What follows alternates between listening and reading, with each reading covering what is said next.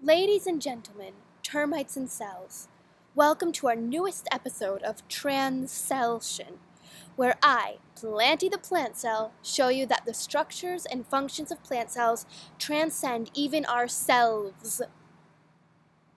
Get it? Let me introduce you to a dear friend and tonight's guest. Termite the termite. Thank you for joining me tonight. You're Norwegian, right? Norway? No way, I'm from Sweden. Duh. Sweden? I didn't know termites existed there. Ha, not in Norway anyway. No, but I will give you a tour of my home, the termite mound. You will see that it is very similar to you. Well, come on, let's go!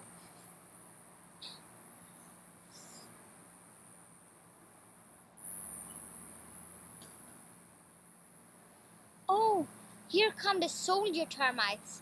They guard the termite mound, only letting certain things in and out. Hello, my name is Thomas. Bonjour, I'm Monsieur Adrien. Hello, I'm Becca. Привет, I'm Stolichnaya. Nice to meet you all.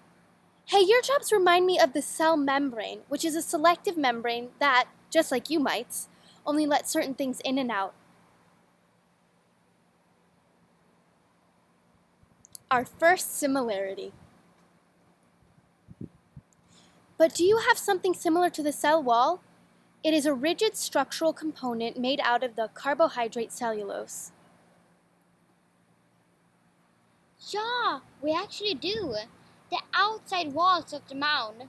Let's enter.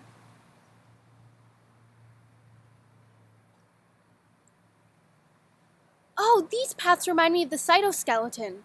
Not only does it keep the organelles in place, but they are also roads for small proteins called motor proteins. Yeah, similar till we travel in our pathways. Exactly. By the way, do you know what it's made of? Saliva and feces.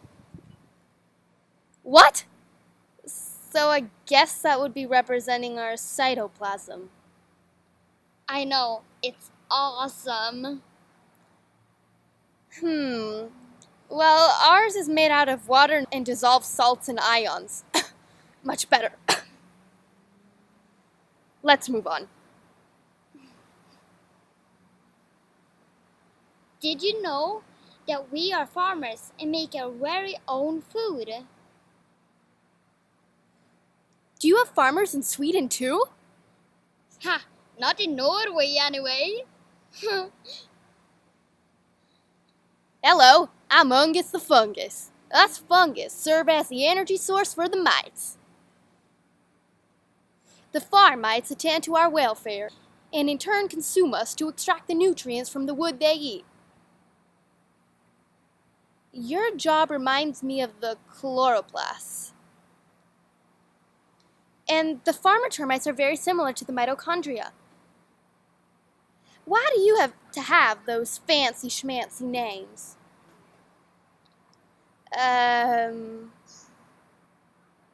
Chloroplasts convert solar energy into sugars such as glucose in the process of photosynthesis.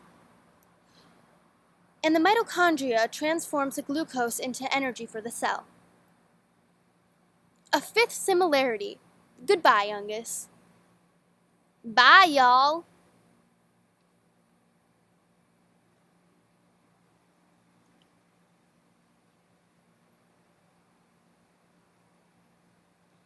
This is the future of the termite mound. Our babies! Interesting. The nursery is where we nurture the babies and prepare them for the responsibilities as an adult might. Oh, Oh, so it is kind of like your Golgi apparatus. Yeah, exactly. What is the Golgi apparatus? The Golgi modifies and stores proteins and eventually sends them off to where they are needed in the cell, just like when the mites grow up. Interesting.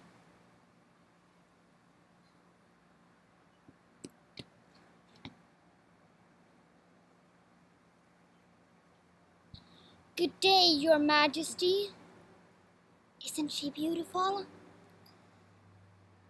The most beautiful thing I've ever laid my eyes on.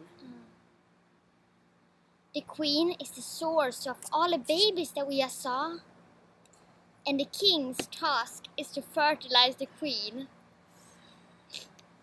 Although it is kind of a long shot, this process kind of reminds me of the synthesizing of proteins. What does that mean? The king would resemble the nucleus. Besides being the center of the mound, he fertilizes the queen just as the nucleus provides RNA for the ribosomes. So, I guess the queen would be related to the ribosome? You got it. Then ribosomes create proteins which are carried to the Golgi, like the babies are carried to the nursery. Oh, do you have anything for the royal cell? Oh, I almost forgot. The royal cell could be the endoplasmic reticulum, which houses the ribosomes. Clever indeed.